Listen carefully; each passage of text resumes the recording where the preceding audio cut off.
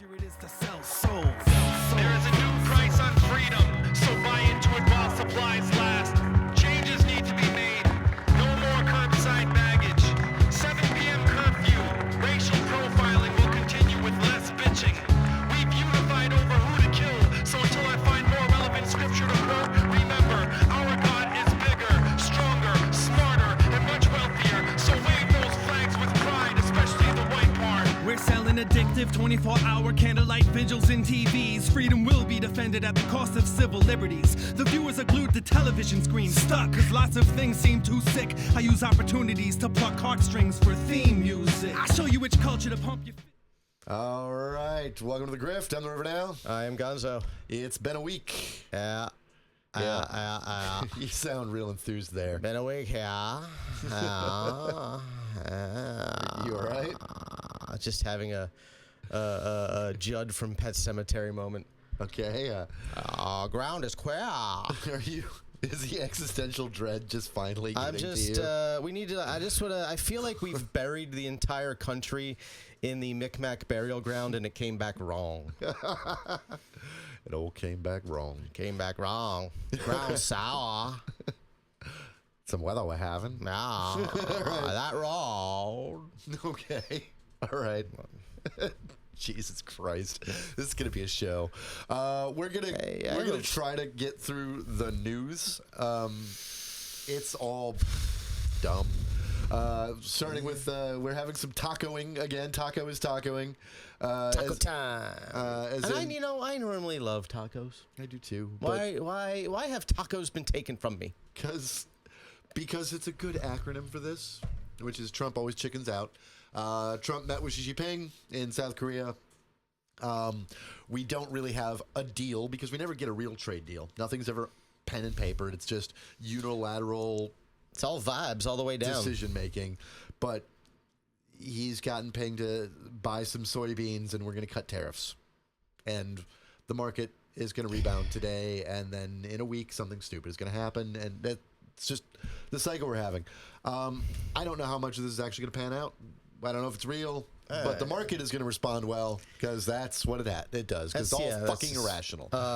We're restarting our nuclear testing program which has been halted since 1992. Yeah, I don't know how he's going to do that. They downsized the departments and agencies responsible for all that by a significant amount. Of course we did. And like we're running skeleton crews on our nuclear testing capabilities. It's just going to be Pete Hegseth alone in a room with the Demon Corps. Here's your screwdriver. Make one false move. But yeah, no. Let's see how shaky those hands really are. Yeah. I have a feeling that he's ordering this to sound tough, and then they're going to slow roll it. Yeah, they're not going to. It's not going to happen. Yeah, but you know. First of all, it's hard to start doing new things with the government when the government is shut down and there's no funding mechanisms for anything. Yeah, but you see, he thinks he can just do whatever he wants. He also thinks he can just do private funding. Right. What if I have a rich friend give everyone in the military $100? Will that sort things out? Will that make everyone happy? Amazing. And $100 a piece. Think about it. And all these corporations and all these rich guys are just basically helping him along because it buys non-interference. Yeah, his administration is not doing like regulatory enforcement is way down in almost every fucking sector.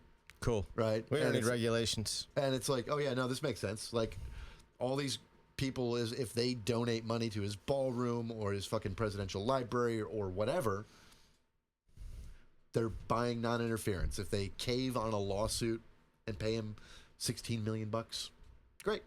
It's the cost of doing business. Yep. Because then he doesn't fuck with Facebook or ABC or whoever it is. It's stupid. It's the biggest grift we've ever seen. But, you know. It's America. It's America. America. Fuck yeah. Yep, so judge is skeptical over Trump administration decision to suspend food stamps. As you were mentioning earlier, they had a plan on how they could continue to do it. Back in, I can't remember if it was April or May, the USDA drafted a plan for how using their emergency reserve funds, which total about $5 billion, they would be able to remain continuity of all SNAP programs in the event of a government shutdown, since it looked like it was probably going to happen at some point. Okay. They had this whole contingency plan. They had the funding set aside. They knew everything they needed to do to make it happen. And this morning, they deleted the plan from the USDA website. Of course they did. Because why wouldn't they? Why wouldn't they? They don't. Because they're playing dumb political games. So there have been a series of votes to extend SNAP benefits, quote unquote. The Democrats are still doing what they should be doing, which is holding firm on the ACA subsidies. The ACA subsidies. That's because I don't know many people who could afford to see their healthcare premiums double, triple, or quadruple. There's one incredibly important issue in this entire budget fight. Like, there's lots of issues, right? There is SNAP. There is military funding. There is pay for government employees. There is all of that is important.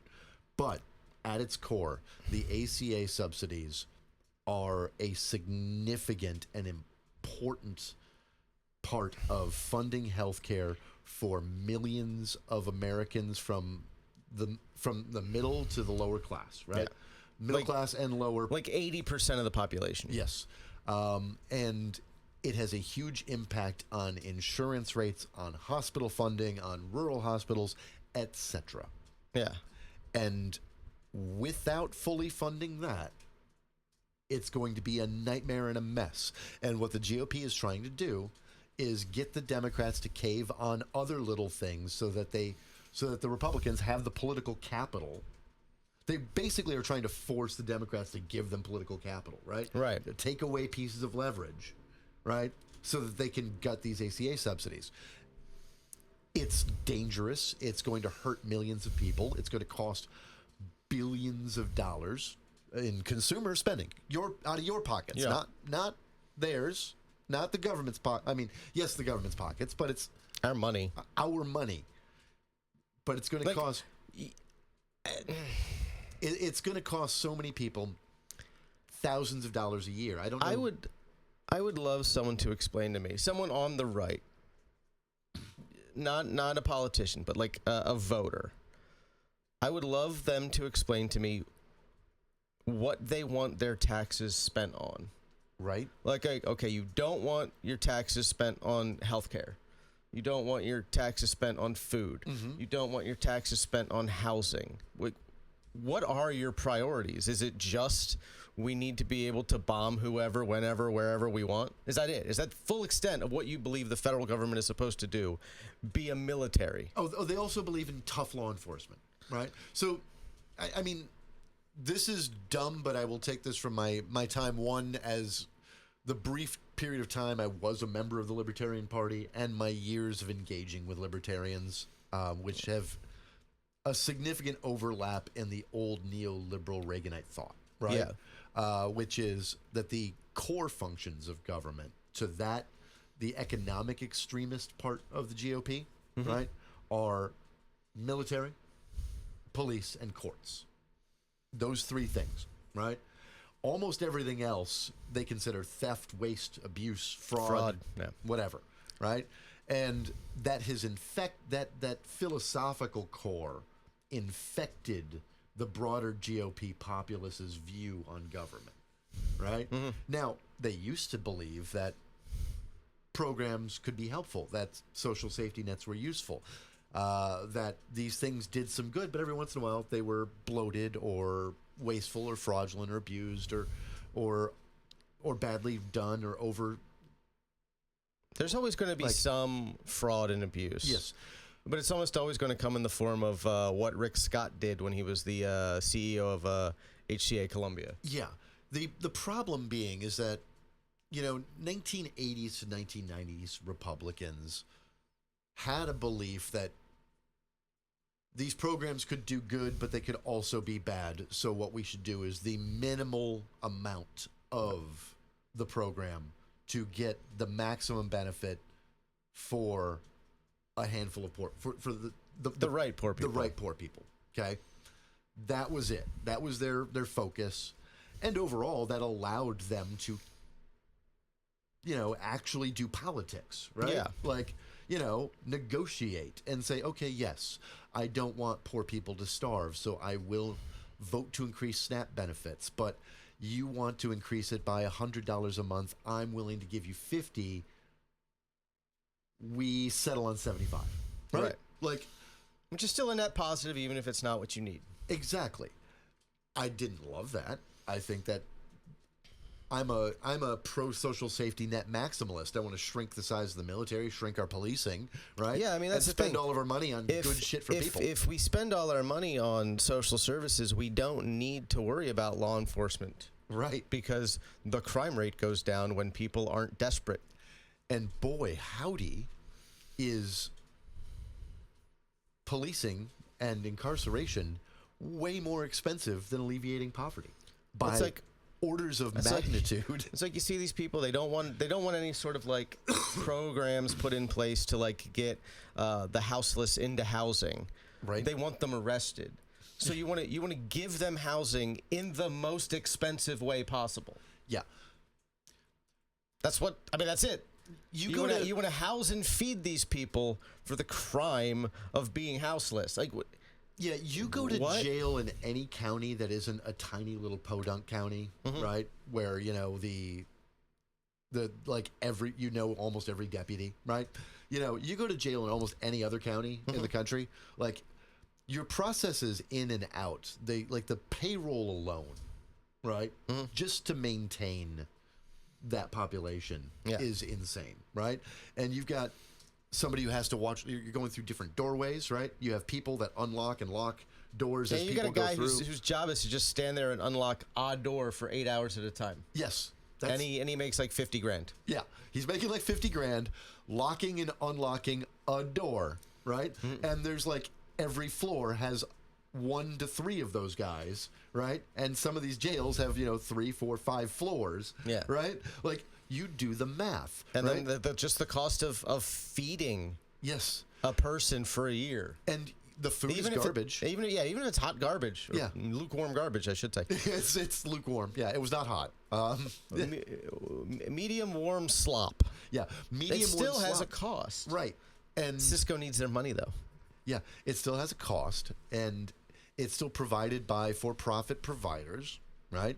And you've got all the security measures you have to put into place to make sure that food isn't fucking smuggling shit. Yeah. Like, and moving contraband. And this is largely for a non-violent criminal population. Yes. A lot of drug offenses, a lot of property offenses. Right? Like not a lot of like rape and murder. No. Like, and again, should we address rape and murder through incarceration? Sure. Why not? Like, yeah, or come up with a better way. Yeah.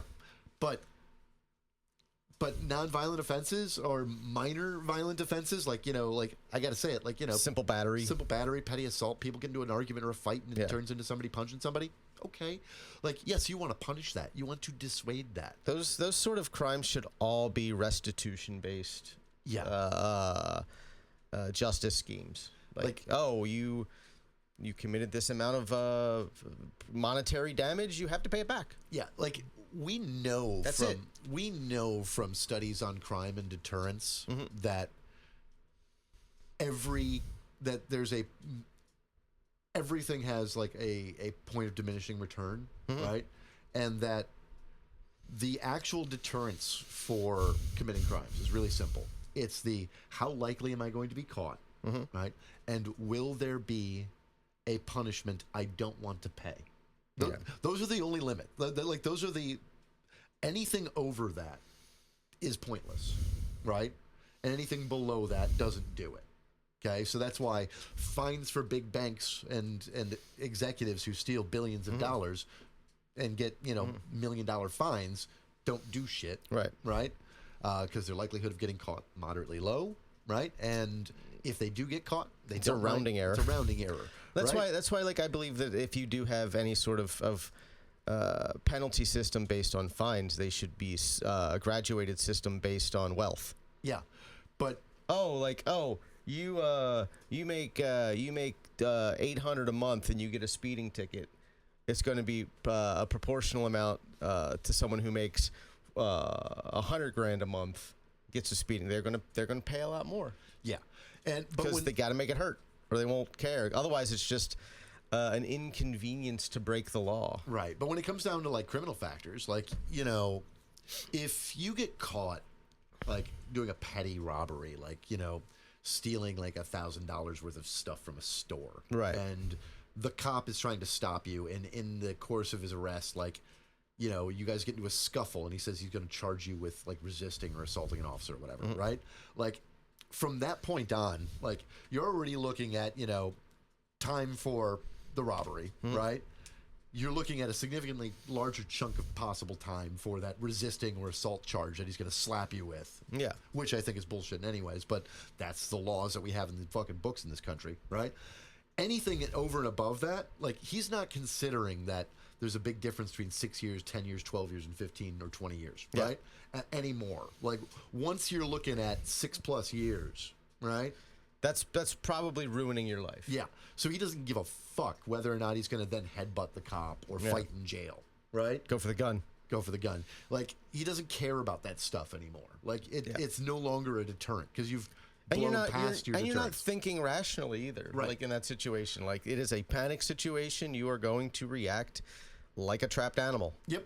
But you've also told the person that you've gone past deterrence, right? Yeah. By doing so, like, and everybody who has lived crime adjacent, been in poverty, hung out with the wrong crowd, etc., has an idea of what the criminal justice system is like, right? And what penalties for different things are, even if they've never experienced it themselves.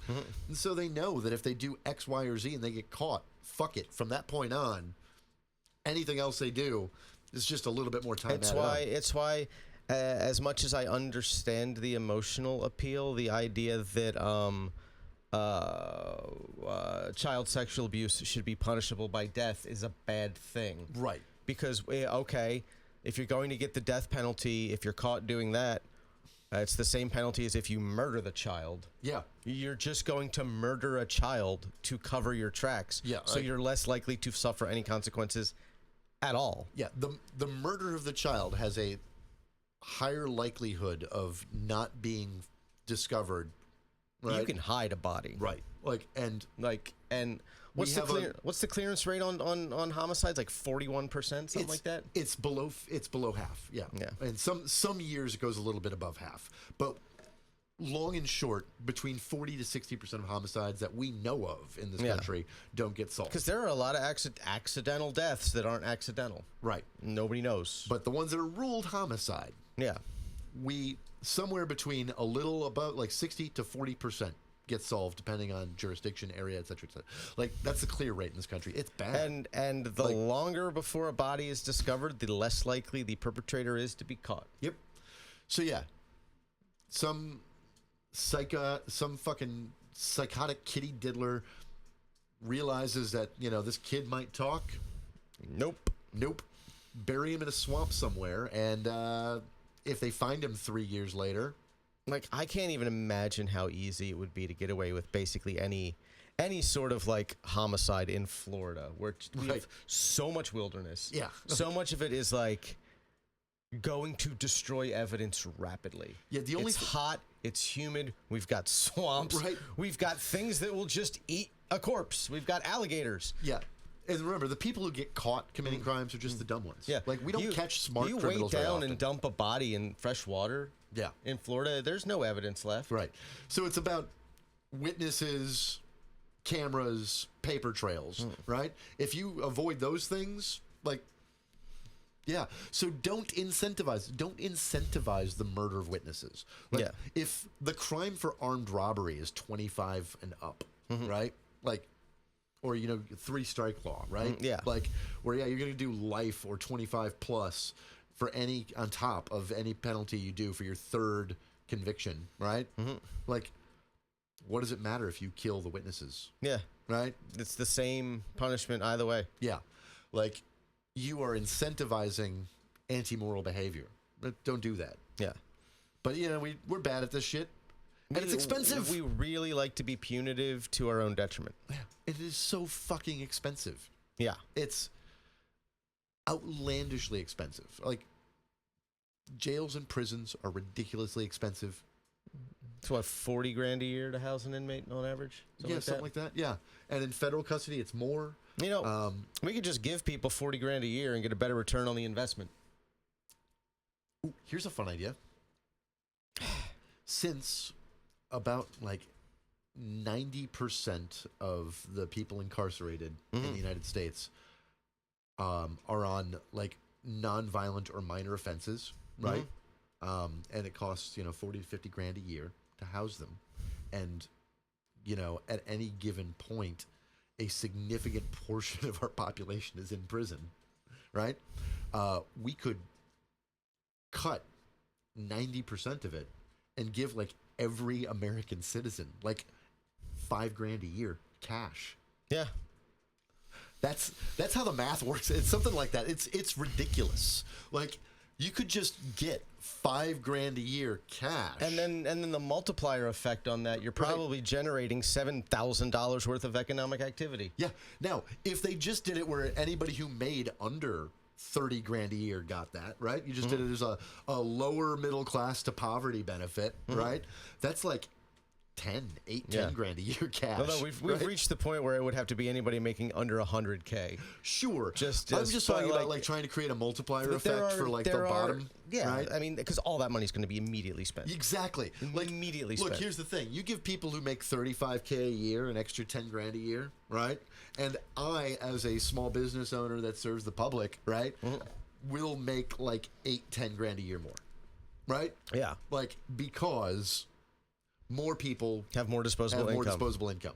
This is, and I just make it up from the populace. Like it's great for me. When you make below a certain point, like saving's not really an option, right? Like it's not an option.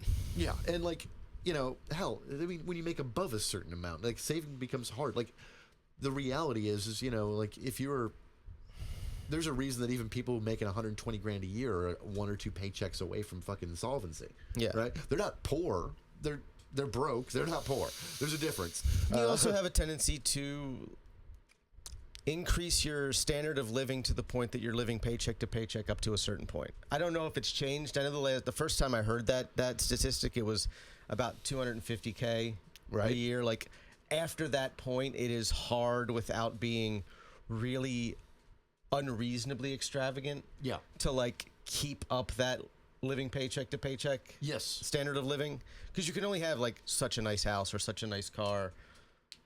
There's everything about our economic system is fucked, and that's why you watch us, because we talk about these things, right? All 146 of you. Yay. I see you.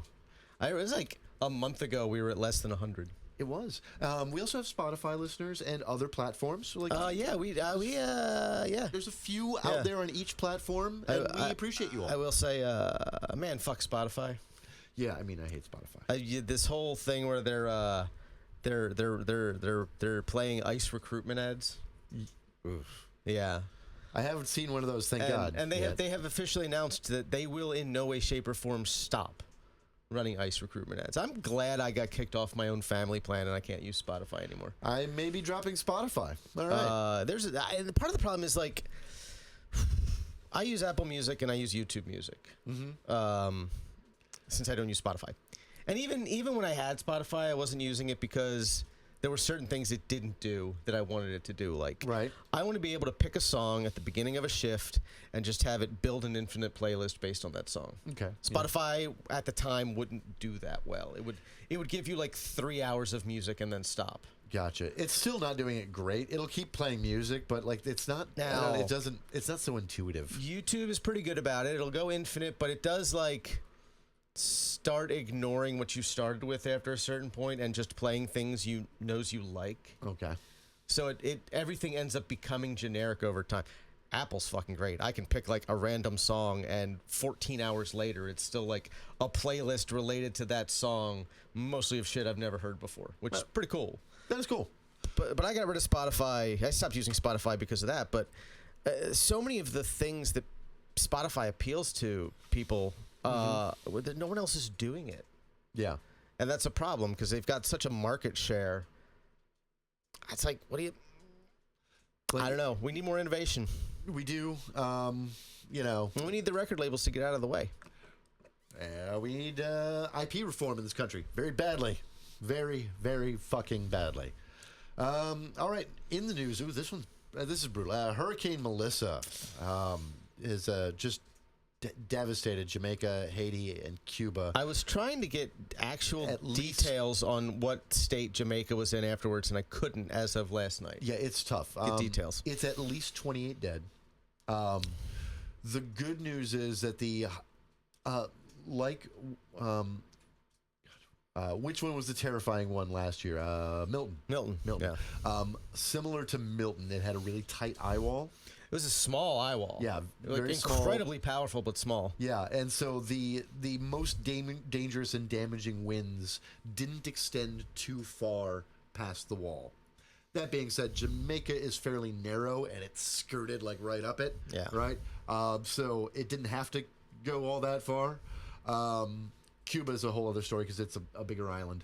But yeah, it was dangerous. It was like looking at it, it was winds of like 145 miles an hour, 180 miles an 185. hour. 185. Jesus Christ. 185 mile hour sustained wind gusts up to over 200. Yeah, with almost 900 millibars in pressure. Like, Oh, it was got down to 892. 892 millibars. Jesus Christ. was the lowest I saw. Wow. All right. But so even that's- the hurricane hunters like had to turn back. yeah. Like they couldn't fly into the eye of the storm. They had to turn back. These storms are fascinating because of these ridiculously tight eye wall. Like, instead of mega massive hurricanes, that was kind of like the thing that we like culturally feared from climate change. Like it's going to be the size of the goddamn Atlantic. Right. No, instead what we're getting is these incredibly powerful, tight little storms, and like little by like It kind by of width. It like, kind of makes sense because their power is based on how well formed they are. right. And the more powerful they get, they tend to just be more compact because they're packing more of that energy into a smaller area, and that's what drives the power. It's just that the culture was so Yeah. wrong about how we envisioned these things. Yeah, like you heard people 20 talking years about ago? like, oh, it's going to be like the fucking storm on Jupiter. Right. It's going to be half the globe. It's You going to know, be one hurricane. And we thought all of them were going to be like Superstorm Sandy because Sandy was big and wide, Yeah. right? But Sandy wasn't all that powerful. It was just big, wide, and late in the season. And Yeah. It also like merged with another storm, didn't it? yeah, and it brought like, what was it, snow and ice? Like, it was a weird, like... It was weird. Yeah. Because it hit the Northeast like late in the season. Yeah. When it was already cooling down. And so everything got fucking freezy cold on top of a hurricane. It was fucking ugly. Yeah. But these things are just these fucking tight, like Little fucking... fucking monstrous. Yeah. Compact, just Like they're Wolverine. Like, Yeah. like Yeah. they're 5 foot nothing of indestructible power. yeah. Right? Like Puck from Alpha Flight. Yeah. There's my comic book nerd energy coming out. But Yeah, I get- we are very lucky that we got spared this year because I hate to think about what the response would have been. I know. Because Especially, it wasn't exactly spectacular last year. it wasn't. And we were unprepared for that much devastation hitting all at once. Like, I mean, we hadn't been hit like that in like 100 years. yeah. And the Carolinas getting just wrecked, right? Yeah. Helene going straight up into the fucking mountains Yes. and destroying Asheville. Like, Right. that's hundreds of miles inland. Yeah. So thousands and thousands of homes in coastal Florida were fucked up from Helene. And then it destroyed Asheville, right? Like hundreds of miles inland. Like nobody expected that. And then Yeah, you don't expect to have like hurricane damage living in the fucking mountains. right. And then Milton coming through, like that was such a devastating year, man. Because we also had storms that flooded us, so we get flooded like they were 10 days apart. yeah, they were 10 days apart, and that was not the first one that came close. So we got flooded a couple of times. Irene, was it Irene? Yeah, Eileen, Eileen, yeah. Eileen flooded us. Like it was Now, granted, like an afternoon shower can flood us at this point. Yeah. But you know what I'm saying? It was just like, okay, here's all of these all these storms coming through all at once. It was fucked. Last bad. season was not good. we did here kind of have the season I expected we would have. I didn't think we were going to have, personally, in Florida, a bad season this year. Gotcha. I don't know why. I just went into the season being like, I think this year's going to be mellow. Well, it's good that you were right, because I mean they were predicting a heavy hurricane season. I mean technically it was, they just didn't go anywhere. Yeah, there was a lot out to see. Yeah, a lot of A hurricanes. lot of hurricanes out to see. A lot of monstrous, if they had made landfall, would have been devastating storms. But thank God they were just all out to hung sea. out in the fucking middle of the Atlantic and didn't do shit. Which good for everybody. Wow. The U.S. is going to limit the number of refugees to 7,500 and give priority to white South Africans. Like our total number of refugees? Yeah. And we're going to give priority to a country, to a population from a country that doesn't really have much need of refugee status. Nor do they deserve any mercy. Right. Like, first, they don't deserve any mercy. Second, they're not under a wide-scale assault, for fuck's sake. No, they're in a situation where if they would just agree to live peacefully with their neighbors, Yeah. there wouldn't be a problem anymore. Like, and now, yes, but no, you want to bring back Rhodesia. right, and I do get it. Like, there's a Bringing back Rhodesia? no. What I mean is that, like, if you're the look, if you were the inheritor of a ranch or a farm or, you know, a fucking fifth generation fortune in South Africa, right? Like, you don't deserve to be much of a target of, like, you know, political and like social hatred, right? Like, Right. you didn't do the things. Okay, I get that. But that's happening to a sliver of their population, right? Like, it's really just about the fact that there's a poor wealth distribution in South Africa the government is attempting to address, and you're using your economic and political capital to hold that back.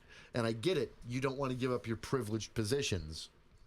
But at the same time, you are the inheritor of a bunch of stolen wealth. Right. Like, that needs to be fixed. And you're not the most poor and downtrodden population on Earth. I don't know why we'd be giving you priority status. But we are, because we suck. What else we got in the news? Plattner is handling the whole tattoo thing even worse than I expected. And I am so frustrated by that whole situation. I am too. And it's partially what we're going to talk about later, but it feels like an entire microcosm of like everything wrong with all politics left of center in the United States. It does. Like I'm sorry. I think it is perfectly reasonable for people to be like, I don't know if I trust the guy with the Totenkopf tattoo who said some really dumb shit online to be a senator. Like, you're not even saying it's like, I don't trust him to, like, be a member of society. Right. People aren't saying it's like, I don't trust him to be walking the streets. But a guy who was, like, a Blackwater mercenary as recently as 2018, who's got a Totenkopf tattoo, is bungling the optics and PR of the said revelations. I am pretty sure I could talk my way out of his situation if I were him. Right. And I'm frustrated. And watching him not be able to do it when I think there's a pretty easy way to do it. Right. That doesn't give me a lot of confidence in him as like someone who would be a legislator. Yeah, and I have a feeling he'd just be another Bernie, not actually getting anything done. And I saw this great conversation about it. This thread that talked about how Byrd was such a drag on the Democratic Party for years, right? Because obviously former Dixiecrat, former member of the Klan. Now, Byrd spent his entire second half of his career trying to like make amends for his past. Yeah, for things that he did as like a 22-year-old 80 years earlier. Exactly. Up to and including like when he died, the NAACP like was like mournful of his death and put out statements like calling him a champion for civil rights. Like, yeah, he is someone who legitimately changed. Yes. And legitimately did the work to earn back the trust. Exactly. And even with doing all of that, though, he hampered Democrats' ability to, like, point to racism and say, we need to solve this problem, right? Because anytime somebody on the right did something racist, they just go, well, you got Bird. I mean, even today, it's like, well, Democrats started the KKK. Right. Like, I hear that Yes. at least 2-3 times a week. Yeah, that stuff is still an albatross around the Democrats' necks. Sure. It's just funny that it's members of the Klan Right. currently saying it Exactly. while they vote for Republicans But and run as Republicans for office. what's fascinating about that is that Bird did the work. Yeah. Platner, He's not. he's not. And trying to blame it on the DNC guys. Stop. It wasn't the DNC that found this. No. No, it was like your own Oppo research team found it after you failed to vet the guy. And they recruited Platner. That's the other thing that's bothering me is that Democrats and union leaders recruited the guy, talked him into running, failed to vet him. Right? That's like basic day one. Yes. Fucking have him fill out a goddamn questionnaire. Yeah. Do you have any tattoos? Let me see them. What do they mean? Let's go over that. Like that sounds like an important question to ask, right? Yeah. Like if you ran for office right now, I'd which have you're to not explain gonna- that. Yeah. You like yes. I'd have to explain my tattoo. You have a tattoo that has, a pentagram on it. Like that would lead to questions. Yeah. Like that It would doesn't matter that it's like a literary reference. I would have to explain it. Yes. And there will be people who say things about it. Now, that's nowhere near as bad as No. a Totenkopf. But yeah, if I get my second tattoo, I'd have to explain that anymore because it's a Leviathan cross with a serpent Oh yeah, you'd have coiled questions. around it. Yeah. You look all demonic and shit. But Platner is not handling this well. His supporters are not handling it well. And look, I get it. We got like 8 guys in the entire country that are progressive. And so any single time a progressive looks like they're doing well and all of a sudden they start to fall apart, we get defensive. And we start blaming. It's like, But you got to stop blaming the refs every fucking time. and The rules are the rules, man. and- The game is the game. and I maybe do a little more due diligence. And because you're in a situation where it's like, you look at the track record of Bernie Sanders and his endorsements. They're not They're not good. He's like endorsed cinema. Yeah. He endorsed cinema. He endorsed Fetterman. Fetterman, Platner, like He endorses, like, his win-loss ratio for his endorsements is not high. he's very good at endorsing white people who say populist shit. Yes. Regardless of how they intend to govern or what their actual beliefs are. They say, it's like, how much of a fucking rube are you that you just fall for it every goddamn time? Apparently pretty People on the left, you always talk shit about like Southerners and conservatives, which rightfully so. They deserve to have shit talked about them, but it's not like you're doing any better or you're any better about not being propagandized and used. You're not immune. You're not immune. No, my God, you're not immune. None of us are. I saw another piece of dumb fucking West America bad brain rot today. A guy doing this long, stupid video on TikTok about how he supported Palestine, but not Ukraine, and here's why. And it got everything wrong from the Maidan protests, right, to the who attacked whom when there was the initial quote-unquote civil war that was mostly a Russian false flag. Like, everything about it wrong, right? And it was just, they're the spearhead for Western imperial. Like, just because the Western country doesn't make it Western imperialism. These things mean words. These words have meaning, right? When you are in your own country, defending your own borders, that's not imperialism. If you're not conquering other lands, it's not imperialism. Ukraine did not ban Russian at all. It did not attack the Russian territory, like the ethnic Russian territories in its own country after the Maidan protests and revolution, right? Did not do either of those things at all.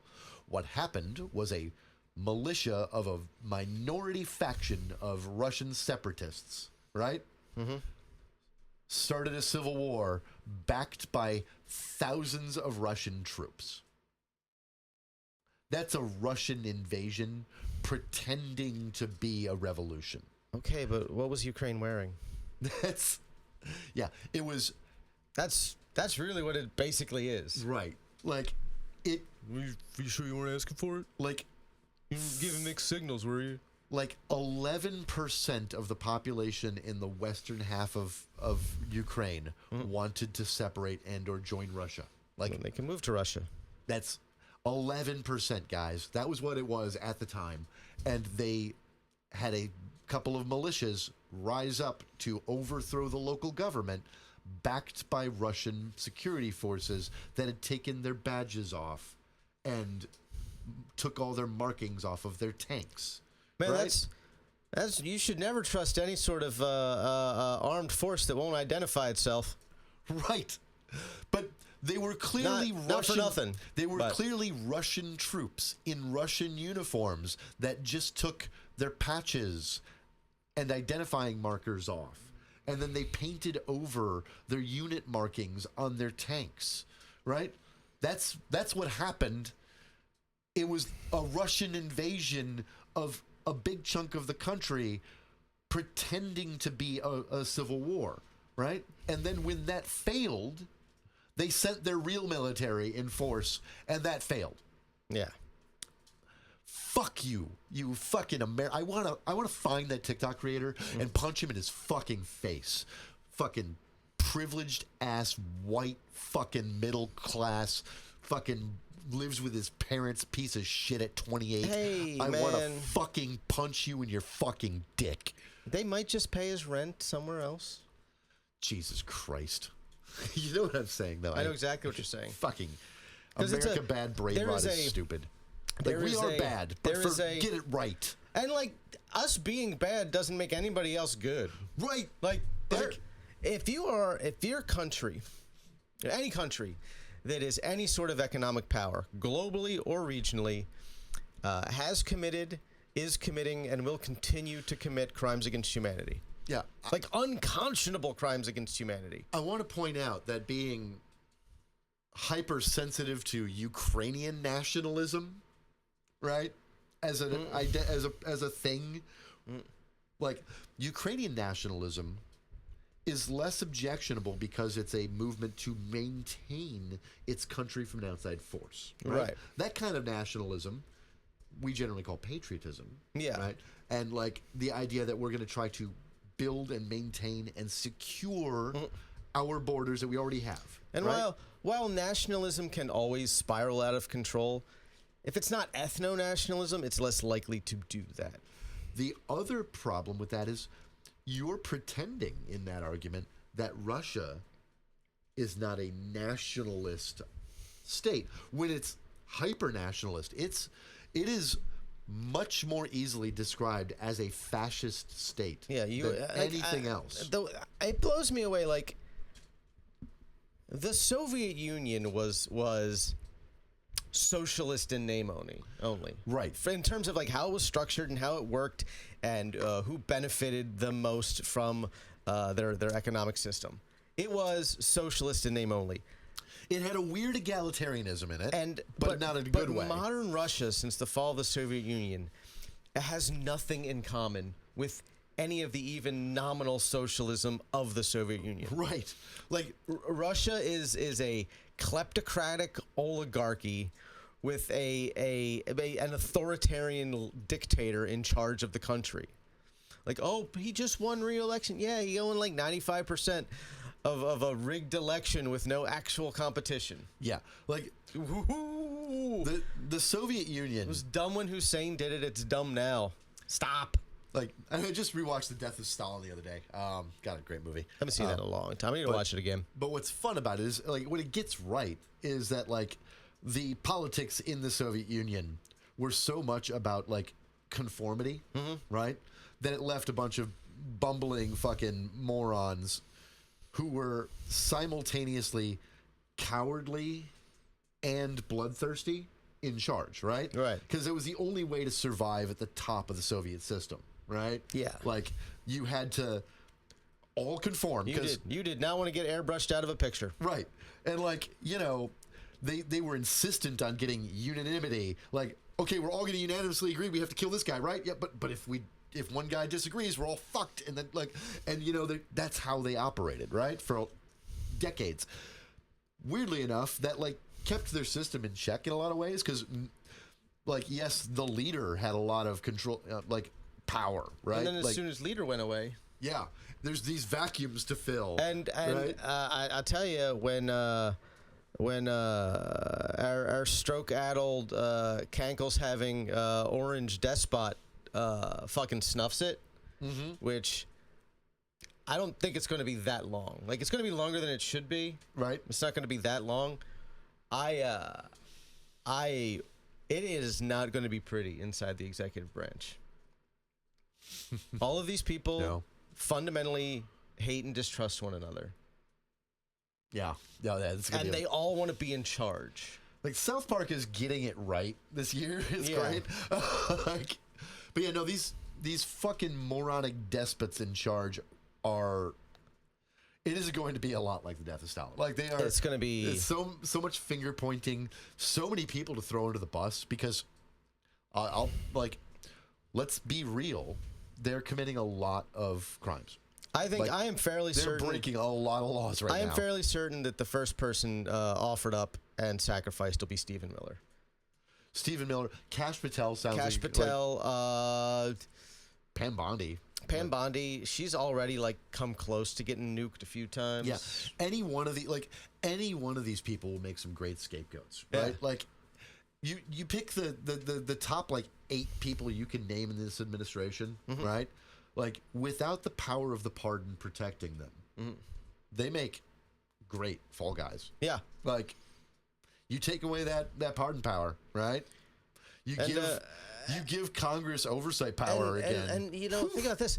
Think about what sort of power vacuum there's going to be when Trump dies and Vance becomes president. And official memes from the executive branch have been using his fucking meme images in place of him. Right? Like, they've been using, like, fat baby J.D. Vance or fucking Hobbit J.D. Vance, like, in their official memes. Like, they are destroying his own reputation. Right? And everyone in this country is going to know that Peter Thiel's really in charge when he takes office. And nobody likes Peter Thiel. Right. Like, it's going to be amazing.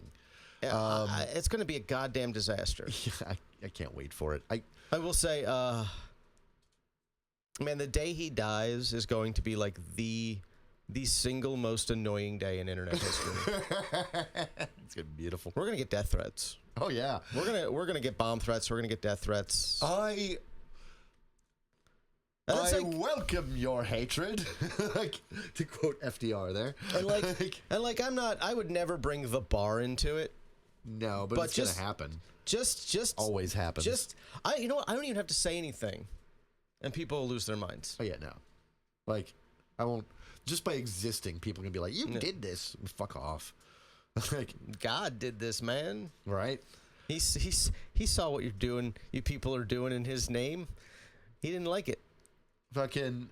So, Trump is readying thousands of guard reaction forces in all 50 states. He has outright said that he can use the standing military to do whatever he wants. He said it. Like, he said it. It's not true, but he said it. Yeah. He believes it. So it is plainly illegal. Unambiguously, emphatically unconstitutional. There is a law against it, constraining the government from doing so. It is not a recent law either. No, it's from the 1800s. It is an old-ass law that was put in place for a good-ass reason. It's good old pussy come on tatas. Or pussy come on titties. Pussy come on titties. Pussy come on titties. Posse Comitatus Act. Look it up. It's pretty clear. It's not particularly confusingly worded. Now I know 54% of you can't read above a 6th grade level. But guess what? This is barely written at a 6th grade level. Yeah, this pretty clear text, plain English. I think the term is a Fleisch scale test, right? At the 8th grade level or below, like for contracts for consumers, right? Yeah. I think it passes it. Okay. So it's I haven't actually read the text of the law in quite some time. Yeah, I think it is written in language that passes the Fleisch scale test, which is the test for whether or not a consumer contract is too complicated. Legalese. Right. So if you can't understand that, you dumb. Like, you're officially considered dumb by your government, state and federal. Can I just throw something out there since our boy has basically said he doesn't intend to reopen the house until January? I know there are a lot of young gay lads in the DC Beltway using Grindr for anonymous hookups. If one of you brave souls would just do the thing. He's on there. He's looking. He's searching. He keeps it anonymous because he doesn't want to get caught.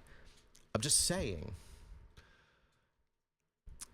Mike Johnson would be the easiest person for a twink to bait ever. And you just gotta have good OPSEC so he knows you can be trusted. I will leave it up to you what you decide to do to him. How far you take it. I'm not going to tell you what to do. I'm not going to suggest what you should do. I'm just saying, if you decided to do anything, you'd get away with it. Yeah, you would. Do you think Mike Jones is a bottom, or switch, or top? He is not a top. He's not a top. He has never topped anyone in his life. I gotta say, I can't think every one of these closeted Republicans is a bottom, but we think they're all bottoms. No. Not one of them screams top, right? No, but you can tell some of them are just like sadists. It's fair. And those guys are probably tops. That's fair, yeah. Oh, man. Let's see. The Senate approves Democratic resolution that would block Trump's global tariffs. Wow. I was not expecting that. They're really unpopular. They really are. They're really unpopular, and they are hurting largely. They're exceptionally doing exceptional damage to sectors of the economy that are very red. Yes. Like, here's the thing. Like, I don't know how he's been cobbling together the legal authority to do them in the first place. Like, when I went and looked at the law... Well, no one's told him no, so... Right. I know, but when I went and looked at the law that actually authorizes it, it seems to be fairly minimized, right? Like, they can do temporary tariffs of up to, 10%. In an economic emergency. Right. There has to be, declared and defined, and you have to say what the emergency is and why you're doing it. Yeah. Because it's theoretically, it would be in one sector of the economy or one industry. Yeah, or against one country as a punishment for something to stop them from doing something, right? Like if we aggressively tariffed Iran. Right. Over in the 80s over the fucking hostage crisis. Yeah. But we could also do it through sanctions. Yeah. Which are more effective. Yeah, there are all these other tools. And don't involve us paying more as citizens. Right. I mean, technically, some of them do, because, again, once you sanction, and the Iranian oil industry, for instance, right? You put sanctions on it, that means oil prices, we can't buy oil from Iran. That takes them off of the standard market. They have to sell elsewhere. Speaking of oil, did you know that we right now have a record number of tankers at to sea refusing to dock to keep the actual market low, to keep the supply low? No. And more ships, more tankers are at sea and not docking than at the peak of our problems in 2020. Wow. And it's just collusion among the oil industry. They're basically keeping everything out at sea because until it comes to port and is offloaded, it's not part of the supply. Jesus Christ. So they can say the supply is low to keep prices higher. That's amazing. I mean... Not surprising, No, it's just but it's evil. It's Like, it's just we are talking the oil industry here. They're not exactly known for their moral scruples. yeah. They Jesus Christ. They're the bad guy. They've been the bad guys in a shitty Steven Seagal movie. Even Steven Seagal understood that the oil men were bad guys. And he doesn't understand shit about fuck. Do you hear about that raid in Rio? Rio de Janeiro, Brazil? No. Oh, man. So, police raided on a drug gang. I thought Raiden Rio was someone's name. I'm like, who the fuck is Raiden Rio? No, Rio de Janeiro. Okay. So, the Brazilian police raided a drug gang. Okay. And somehow, like, turned a neighborhood into, like, a bloodbath. And there's Mistakes were made. at least 121 dead. Jesus Christ. There are like to fire up my old Sepultura records. yeah, and there are mass protests. There are apparently something along the lines of like people claiming that police decapitated people. Like this is weird and ugly, and I'm gonna read more on this afterwards, but because I've started reading on it this morning. I was like, based on what historically I know of Brazil over the last 40 years, mostly through Sepultura records, not exactly surprising. Right. They've been a military dictatorship. They've had like the police are brutally repressive there. Yeah. Like at the drop of a hat, out of nowhere for no reason. They have pockets of like unfathomable poverty. Yeah. Did you ever see the movie City of God? Yes. Yeah. Oh. Ooh. Yeah. Yeah. Yeah. If you have not watched the movie City of God, I highly recommend it. It's depressing as fuck, but it is beautiful. It's a beautiful film. Speaking of depressing, But as it's fuck, like Grave of the Fireflies depressing. Yeah. Speaking of depressing as fuck, the Sudan War reports of mass killings in El Fasher and Darfur are reminding people of the past. It looks like these things are coming back full cycle. It's amazing how much of my life has been marked by stories about massacres in Darfur. Yeah. Like I guess it goes back to high school, at least. This is the first time I remember hearing about it, was in high school. Yeah, I mean, fuck, there's a reference to it in fucking American Psycho, right? Like, you know, like not just the I remember movie. it. Yeah, they're talking about what about Darfur? They're like playing like liberal, like do you care about the world conversation stuff, okay. right? You know, like but what about Darfur? And I believe that conversation is in the book. So it was written in the 80s. Speaking of American Psycho, did you see these alleged plans for a gender swapped Remake? Yeah. I don't know how that works when like it was a satire of dumb hypermasculinity in so many ways. I've been thinking about that. When I first read that, I did think about it. And I think if you're going to do it, Margot Robbie is probably perfect. Right. Like she's just a good actress. And now, as a fan of the book as well as the film, I want to say that dumb hypermasculinity as a part of the satire was there, but the real critique was actually about like power dynamics, yuppie consumer capitalism, right? And wealthy elitist attitudes, right?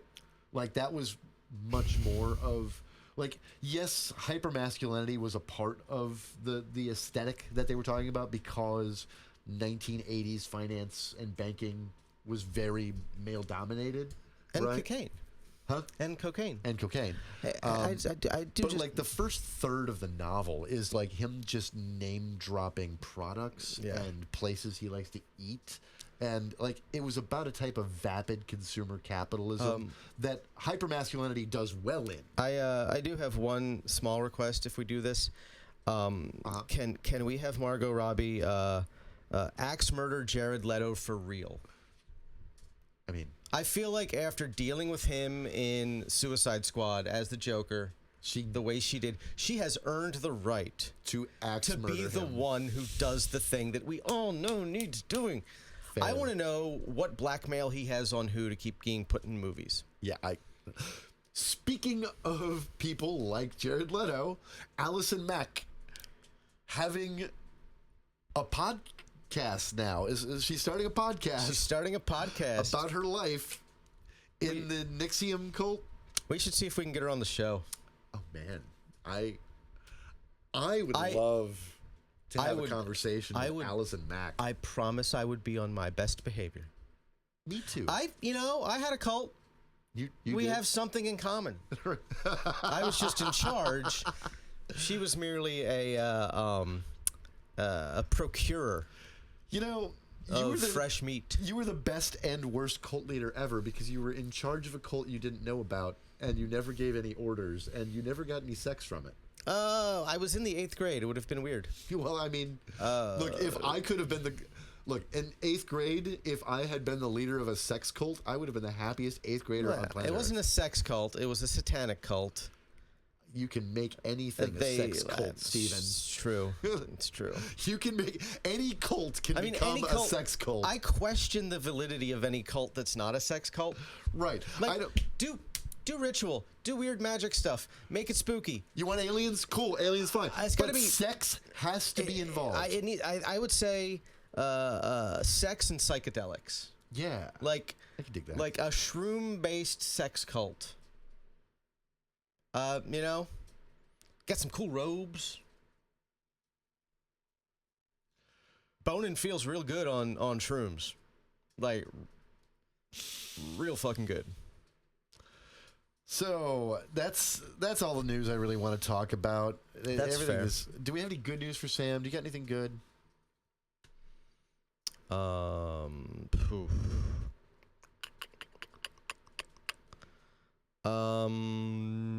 Yeah, no. No. Not Sorry. this week. Sorry, my friend. The world isn't all that great, and It's Halloween tomorrow. it is Halloween tomorrow. This will go live on Halloween. Happy Halloween. That's good news. Spooky. It's going to be nice enough weather to actually like put on a costume and go outside. I'm excited. I'm looking forward to that. I'm actually going to do it. I have everything ready as of this afternoon. I went out to Spirit Halloween before I picked you up. Nice. Got the few things I need. I had some retractable claws. I need to get some fingernails. So I was Some talons. I got a funny Sam story. Not a good news for Sam story, but a funny Sam story. Last night, I was walking back in the bar after I was having a cigarette. I walk in, and Sam was like standing over his chair, like kind of leaning towards it. And so I decided I wanted to give him a good game. Good game. And he turned and looked at me, and the look actually looked like death. I was like, oh, did I upset you? And he's like, what? Oh, no. I was like, actually, no, that was the best part of my day. I'm like, what is wrong? He goes, it was a history question. I should have known it. I know the answer, but I don't know the answer, and I'm very mad because trivia was going on, and he was just really angry. He didn't know a question about a president, right? And he is a U.S. president nerd. Yeah. Like, I think him and Robbie could do a run for their money as 1850s president arguments, right? Like, It would be exhausting. it would be unbearable, but. It would be interesting. But yeah, he was mad at himself. They should start a podcast together just called Oh Hey. Hey, have you heard the thing about the history of the Oh Hey. Hey. I don't like it. When Robbie's just like, you know what? I don't like it. I don't like I love that. I don't like it. I do love that he went from being you're quintessential moderate liberal Oh yeah, no. to being I don't know. I don't think we should expand the court. I think we should kill them all. right, I think that's a better solution. I think that every one of these people needs to be rounded up, arrested, and shot. I don't think it's good, but I think it's probably the only The way we're getting through radicalization this. of Robbie has been fascinating to watch over the last 5 years. I know, right? Because I remember I've known him for 10 years now. Same. He and I used to hang out He at the was- same kava bar all the time. I love him to death now. He was insufferable Yeah, when he was younger. When he was in his 20s. Oh God. I still had really great conversations with him because we would just when I meet somebody insufferable and smart and not and who isn't the type to take their ball and go home. Yeah. I love those people. I will say- right? Because I want that fight. I right? do feel like that, and I say this with love. I feel like you sort of naturally become insufferable when you're dating who he was dating at the time. Like, I feel like she does that to people, and I don't know why or how, but it is a pattern that I have seen repeat fair over and over again. She's a friend of mine now, so yeah, but She's great. She's great. She's great, but it's just I don't know what it is. Everybody she dates turns insufferable. That's fair. So that's the news. So let's take a quick break, I'll swap out this battery. and then we'll talk about our topic, which is why we can't have nice things because you fucking suck. All right, we're back.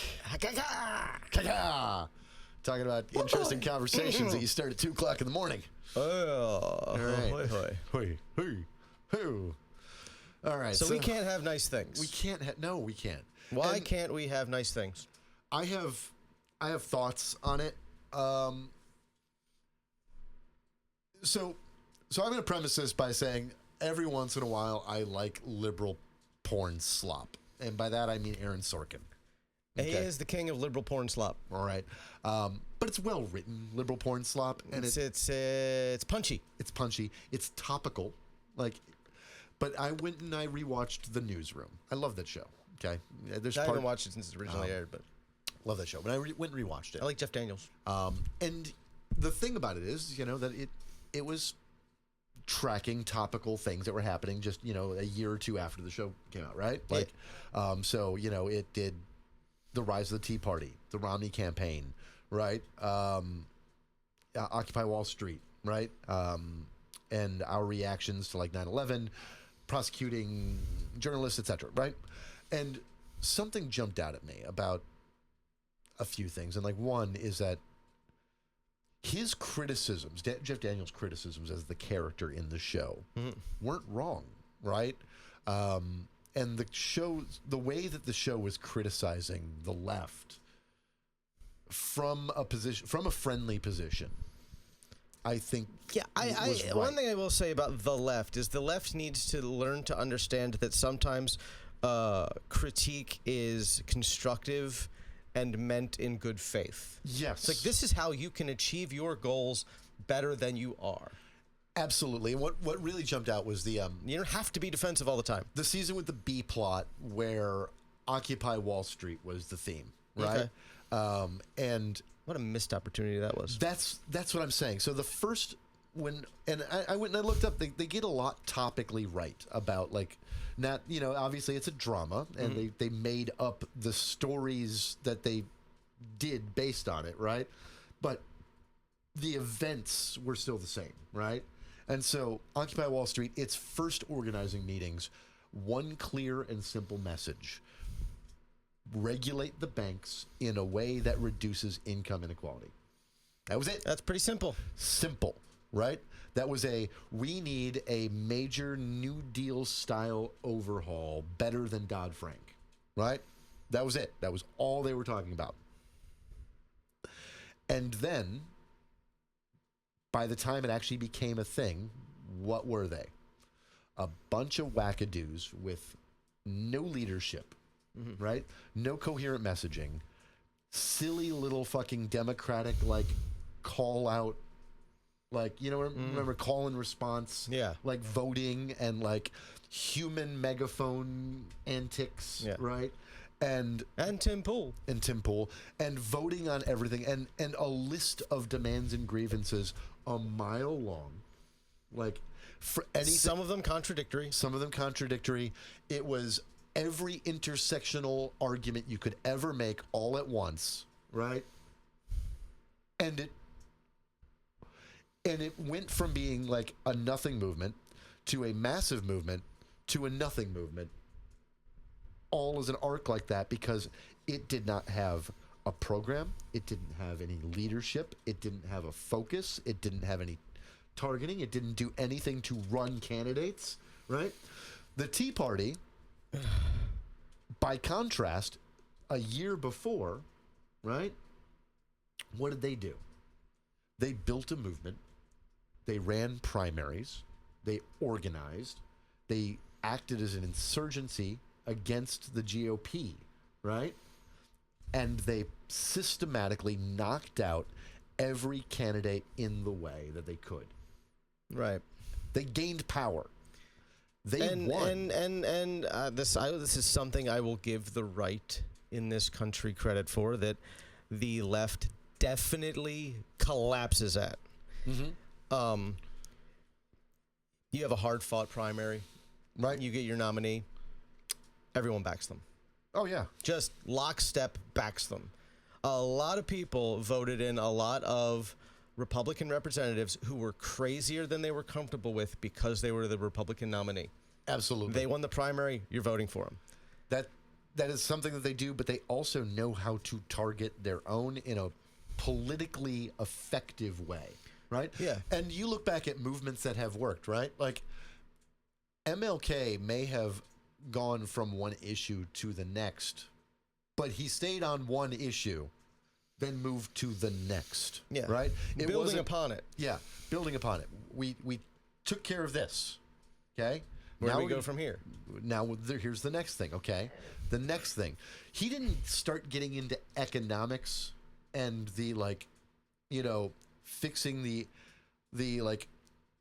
social class structural problems until after he had achieved steps 1, 2, and 3 Right. of legal equality towards the voting booth, towards desegregation, towards busing, right? Like took care of those things, then moved on to talking about class consciousness, right? And yeah, he died and we lost a great leader, and he probably would have done more to Yeah. alleviate poverty if he had survived. Yeah. But we didn't pick up that message and go, okay, let's focus on that thing. And then that one fucking thing. Occupy Wall Street was a massive missed opportunity because they had a thing. Yeah. They had a thing that almost everyone who wasn't a billionaire could agree on. Yes. They And- had a message that resonated across all political lines. Yes. In like the Tea Party people were talking about some of these issues. There were right wingers at Occupy. Right? Yeah. Not a lot of them, but a few. They were there. They were there, and that's how we got Tim fucking Pool, right? Like these people were attainable, but the movement didn't have a message or a program, and they didn't target anything. And then I think about the Summer of Floyd, right? Now, what it did achieve, which was great, was the largest amount of police reforms across the country ever achieved in a single year, right? That dwarfed the 10 years beforehand. Right. That's good. It was insufficient, right? Yeah, And, I mean- and I think that it, in part, fizzled out as a movement because every time I went to a protest, what did I hear talking about? Well, it was class, and it was voting access, and it was the banks, and it was also systemic racism, right? You know, it was every issue under the sun. That should have been about police reform. Yes. Like, full stop. That should have been about, like, we need to end qualified immunity. We need to do this. We need to do this. We need to change funding structures so we don't use police for things where they shouldn't be used, Yeah. like social services. Exactly. I'm not saying We should have focused on that. Yeah, and I'm not saying I disagree with the idea that we need to address class and structural issues. We do, right? It's just that That's a separate movement. yeah, it's a separate movement.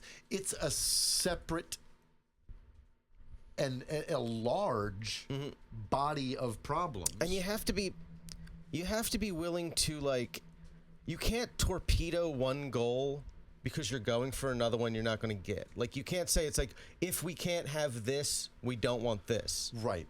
You got to take your wins where you can get them. And what really kind of sparked my ire is because as I was watching those episodes, then I open up my my phone and I read a piece by the Jacobin about the No Kings protest, and they were mad because it was too liberal, and that too many Democrats were involved, and that it didn't focus enough on class reduction or class issues and union issues and economic issues and social justice and right? If we could all just fucking focus on getting rid of the literally fascist regime that has taken control of, like, nothing else matters. Like, you're not going to get class reductionism under fascism. Right. Why is this so goddamn difficult to understand? We failed to stop Donald Trump, and I have a lot of blame for Merrick Garland. I have a lot of blame for Joe Biden, right? Especially if we find out Merrick Garland how much he slow walked. Yes. Everything. But do you know who I really blame? I blame Democratic voters, left, right, and center, because in the center and the more conservative segments of the Democratic Party, right, they thought that just stopping Trump the one time and putting some normalcy back was going to be enough, right? But what the left focused on that entire time was just shitting on the administration all the time rather than demanding structural reforms to stop a fascist from taking over again. Right? We did not, like, because we claim we're the anti-fascist people, right? Like, Some of us are. That's our claim. That is the progressives, the left, socialists, DSA. We all claim we're anti-fascist, right? That's our thing. That's our thing. Okay. You can't stop fascism by just being pissed off about all your petty social and financial economic issues. You can't. You will get fascism if you don't address those problems. Right. But you can't stop it Just by bitching. Just by bitching about it, right? We didn't focus on forcing the administration to structurally change the system so that the Supreme Court had more votes on it, right? Yeah. And was an actual safeguard of our liberties, right? Right. We didn't focus on that. We didn't focus on structural reform so that Donald Trump could not take office again, right? No, he is unequivocally ineligible under the, which amendment was it? 14th? Yes. Yeah. Can't remember. We should have taken major movements there. And yeah, I blame leadership for not doing it, but do you know who leadership responds to? Their voter base. But it's like, yeah, people should have been demanding this the entire time. And here's the thing. Electoralism will never be enough. Ever. You will never just get a good system by voting. Right. You get a worse system by not voting. Exactly. Whenever you vote, all you're doing is you are picking the people you want to bully into doing what you want to see done. You are picking your opponent and setting up the preconditions of the chessboard before the game even starts. Yep. That's all. That's how you have to think about voting. That's what you're doing. That's what you're doing at your local level, your state level, and the federal level. You are picking the people you want to have to fight to get what you want. Yeah. It becomes a lot easier if you pick the people who are closest to you, even if they are far away from where you're at. And like, well, I cannot fathom why this is so difficult for so many people to understand, other than they just don't fucking want to. I honestly, that's another friend of mine who works in, like activist spaces, like as a career, right? Works in organizing and movement spaces, talks about how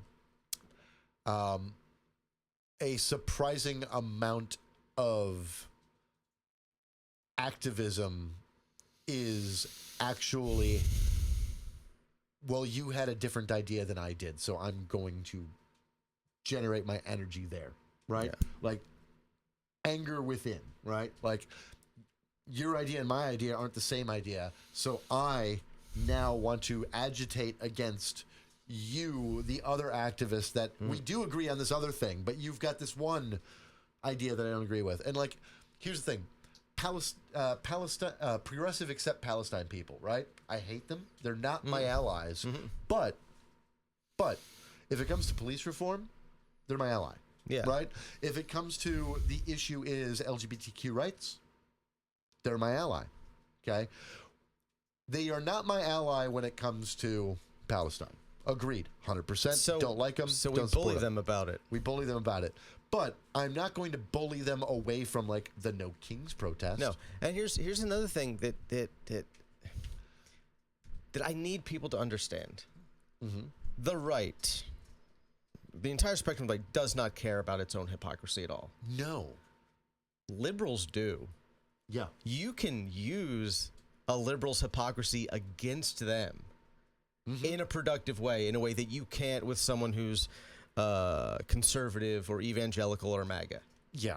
Like you could, but instead you just use the word liberal like it's a slur. God. And it's just a thought terminating cliche. And it's like, I'm not talking to you, liberal. It's like, who are you talking to? Right. Especially when, like, there's honest to God research on how, like, liberals can be convinced to support left-wing, legitimately left-wing policies with conversation. Yeah. Right. And data. Like, And data. Like, you're looking at the only demographic that is susceptible to, like, new information and data and changing their mind when it's presented. And you're like, I'm not talking to them. yes. And the fact that I see so many on the left, especially like the far white left, talking about how it's like, we just need to find solidarity with MAGA. They're hurting.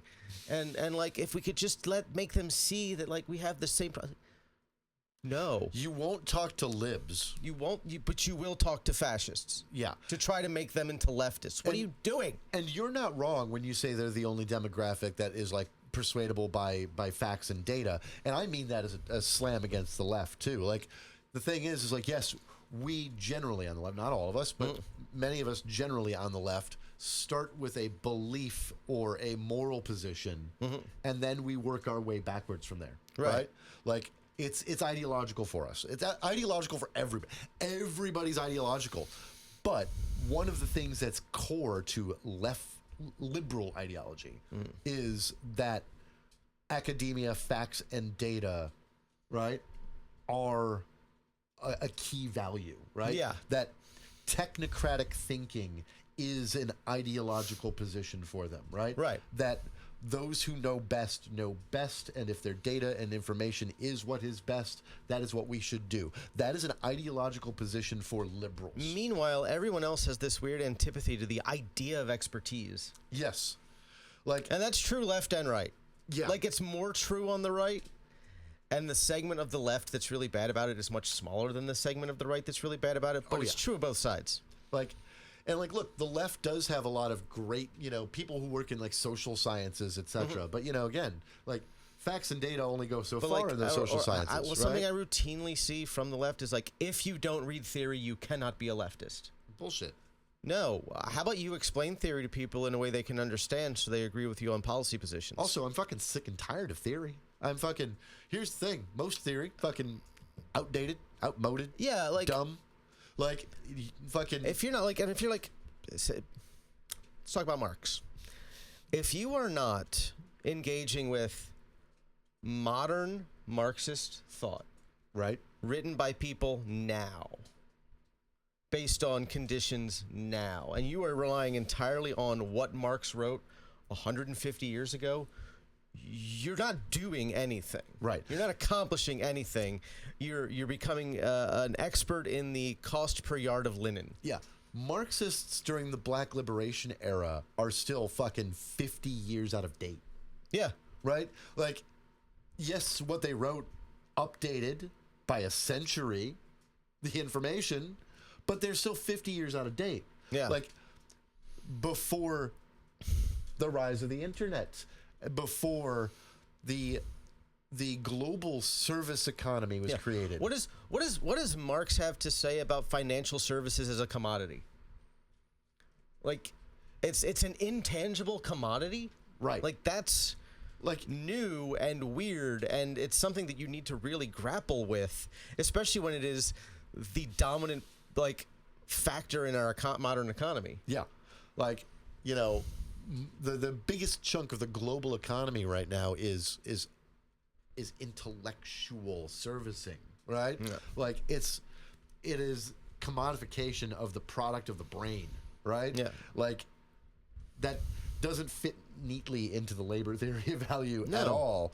And the so, whole, and like, I am fairly certain that if you were to go back in time and ask Karl Marx if what he was writing was the be all end all of all economic theory for human history, he would probably drunkenly laugh at you Right. Like, and smell bad. he would, yeah. You know, if you go to Marx with like, you know, a economic textbook written this decade, right? You went back in time and just hand it to him.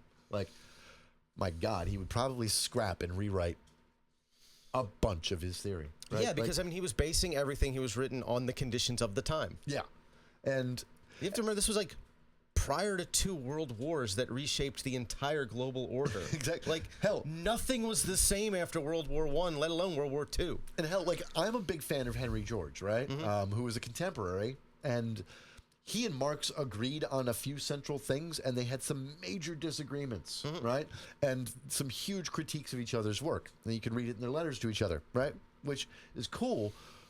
But you know how it's easy to understand why they had these different views? Because, like, you know, here in the United States, right, land and commodities were plentiful, and we didn't have like as much of a like surf related history, right? Like, you know, so we weren't coming out of serfdom into a situation where, like, in England, 80% of the land was owned by... No, we were founded after feudalism largely stopped being the economic mode. Yes. And so, you know, Marx is looking at a post-feudal capitalist system in Europe, right? And here in the United States, some aspects of feudalism always existed, sure. Yeah. But for the most part, the bulk of our wealth as a nation didn't exist under that framework. And yeah, and like you could right? scarcity didn't exist if you were comfortable enough with genocide. Yeah. Like, it just wasn't a consideration. We had infinite resources. Yeah. So Marx and George were As long writing as you're about, okay with genocide. Yeah. Marx and George were writing about 2 entirely different sets of economic conditions for the working class, right? In their respective continents, right? And that led to a divergence between them. Right. Like, and that's just a contemporary divergence between writers who agreed on certain aspects of the problem. Regardless of your stance, like, if you are a socialist, as a big umbrella term, socialism is going to look different in every single culture where it can successfully be established Right. and maintained. It's going to look different. It's going to be based on the culture of that society at the time that it takes root. It's going to be framed by it. It's going to be influenced by it. Russian socialism is going to look different from Chinese socialism. It's going to look different from Vietnamese socialism. It's going to look different from Western European socialism. It's going to Right. look different from whatever sort of socialism might take root in the United States. And like, They're all going to look different, and they're all going to be based on the culture of the country where they're coming into prominence. and that is a problem that I have with huge segments of the left is I do not know or understand or conceive of what world you're actually trying to fight to create, because your arguments are utopian and broad and vague, right? Your prescriptions for it are just Read theory. read theory and the revolution will happen. Like, Okay, like what form does the revolution take? Is it a violent, bloody revolution? Is it a non-violent social revolution? What does it look like rebuilding after the revolution? I would like at least one of these questions even addressed, if not answered. You're anti-incrementalist, but you also want incrementalism. You just don't want to participate in it. Yeah. Right? You want other people to do the incrementalism for you so that your revolution becomes a no-brainer, easy to do, and doesn't have any kind of unpleasant aftermath. Like, That's not how it works. or you want an accelerationist thing so that it becomes an easy to do. Like, well, I mean, it just happened. right? You- everything collapsed. Yeah. Like that, which is where we're at now. Everything is fucking collapsing. Right. But here's the thing. Okay. We have an authoritarian government, though, that's authoritarian going government. to keep it from And collapsing.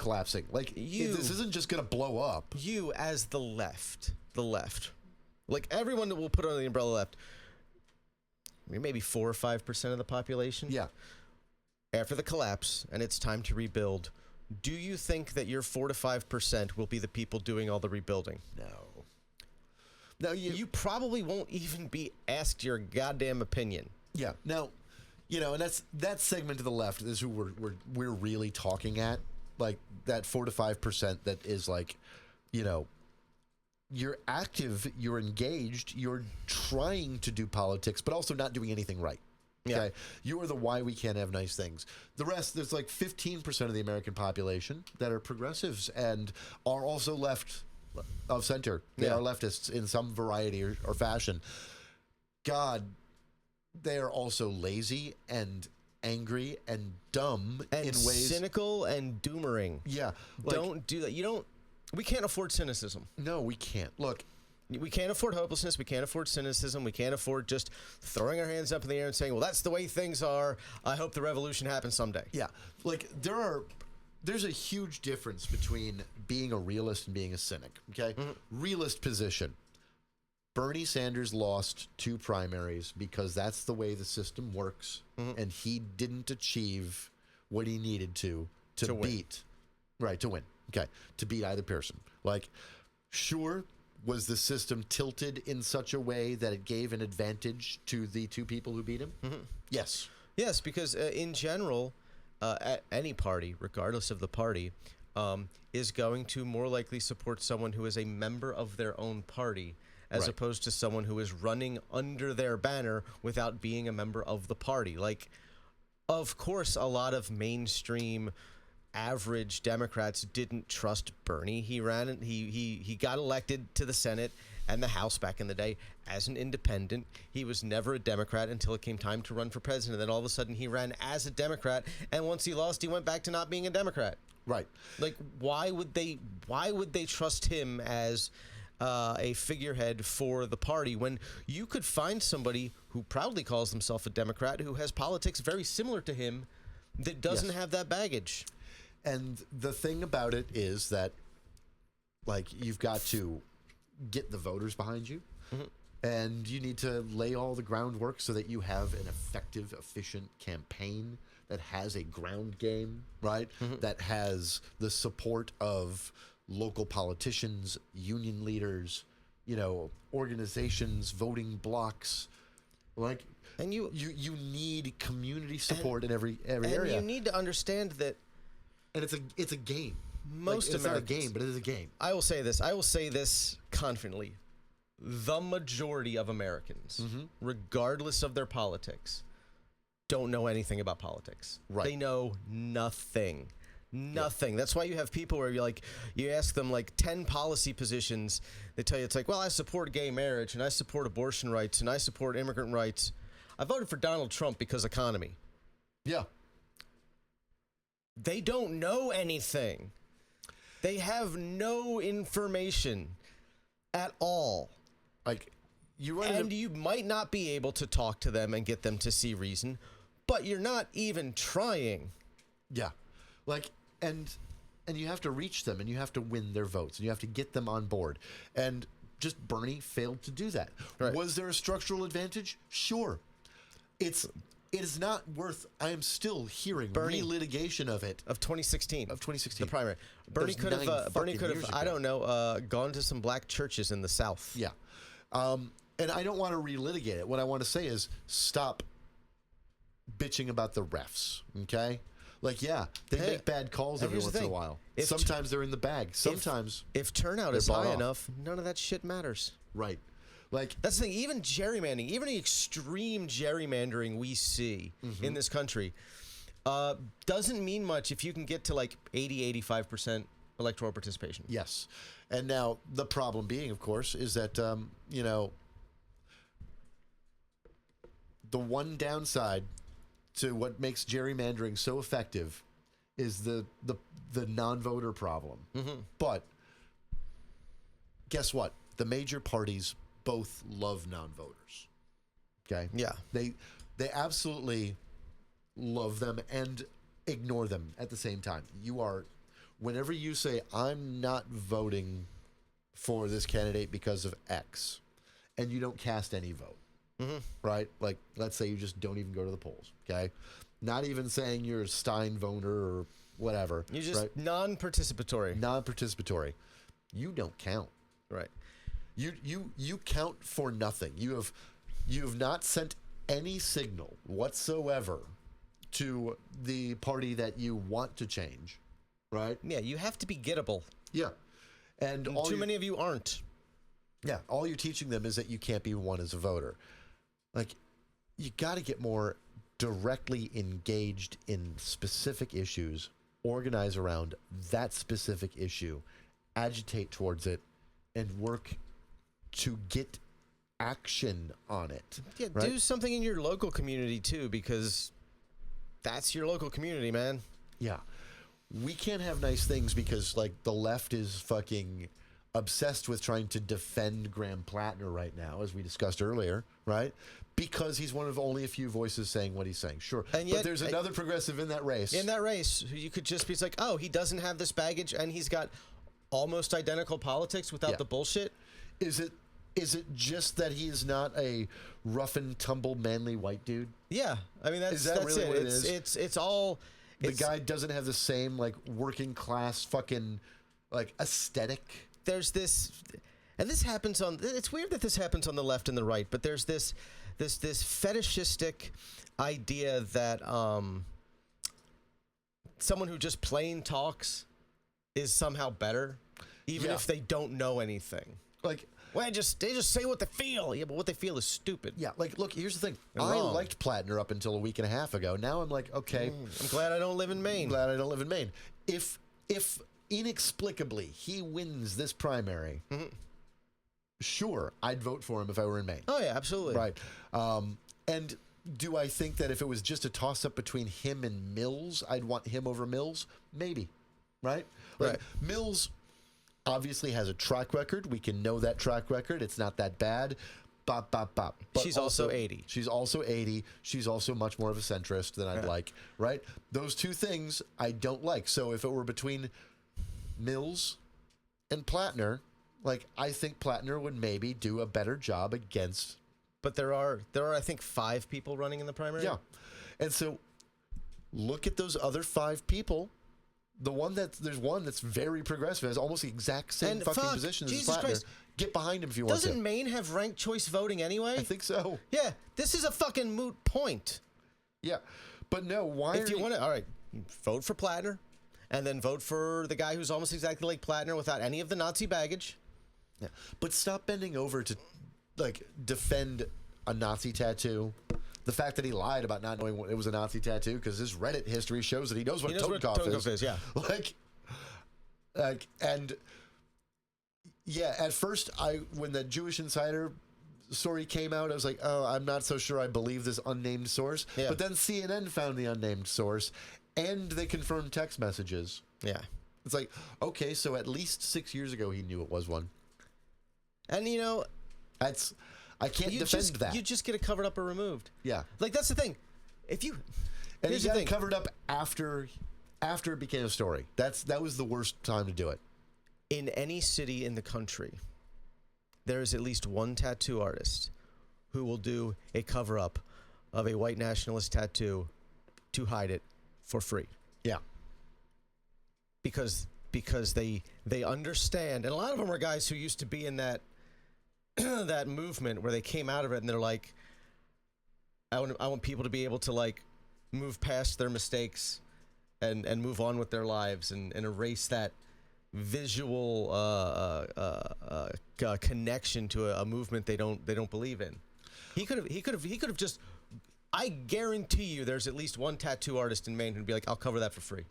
Also, if you want the best, worst life hack ever, get a bunch of really cheap, shitty prison-style tattoos that are all white nationalist ink, and then go to a great tattoo artist that gives that cover-up. free cover-ups. Oh, I need my whole back done. If you want the shittiest, worst life hack advice ever, Have them do it in like the inks that don't persist that well either. right? So get those, like, fucking cheap prison style, like made out of ash, Get a ballpoint pen and a fucking sewing needle. right? Do a bunch of, like, Nazi ink all over yourself, okay? Just fucking... And you will get a ton of free or cheap work. Yeah. You should still tip. Yes, please Still tip, but the actual work will be free. But, like, tip them $100.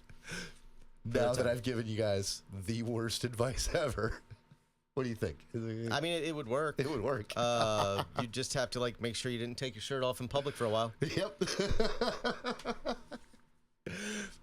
Follow along for more tips. But yeah, you do not need to bend over, especially if you don't live in Maine. There's no need to bend over backwards for Plattner. No, and it's like Maine is not the bellwether that fucking New York City is either. Like I understand everybody being focused on Mamdani.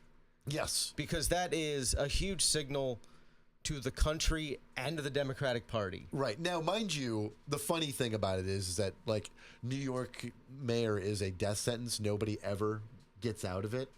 Yeah, but also, like, he's not a natural-born citizen, so his political options afterwards would be limited anyway. Right. He couldn't be president. Yes. But you know what I'm saying is, like, nobody ever makes it out of New York mayor. No. Like, nobody ever goes up from there. Like, it's... Because it's kind of like... It's its own animal, right? I mean, it's essentially like being the president of a small nation. Yes. Yeah. It's such a large city with so many moving parts, so much, 8 million people. Yeah. It's a weird thing about it. And there are European countries smaller than New York City in terms of population. Yes, there are. And so, but Maine, the only thing about Maine that makes it interesting is that Susan Collins has been remarkably persistent at getting reelected despite Maine having a blue lean, right? It's not a firmly blue state. She has been able to get by on pretending to be a reasonable moderate for the last 40 years. Like, Maine, because of a number of factors, just like its right wing is not as crazy as the rest of the country's because... Like, it doesn't need to be. They're bonkers fucking Maine. woods people, right? They live in Maine. Their right wing isn't as crazy as it needs to be, and its left wing is not as, like, urban as the rest of the country. So it's just its own thing, right? Yeah. Cool. And Plattner sounded like a great candidate at first. I like a lot of the things the guy says. But he had baggage that's probably insurmountable. yes, And like I said, you're in a state with ranked choice voting and multiple options. Yeah, sure. If he's your first choice, vote for him for your first choice. right. But choose your second option wisely. Yeah. And I don't know. Maybe, guys, think about the fucking problems of having a candidate like with that much baggage who is this bad at handling it. Yeah, he's as not a senator, right?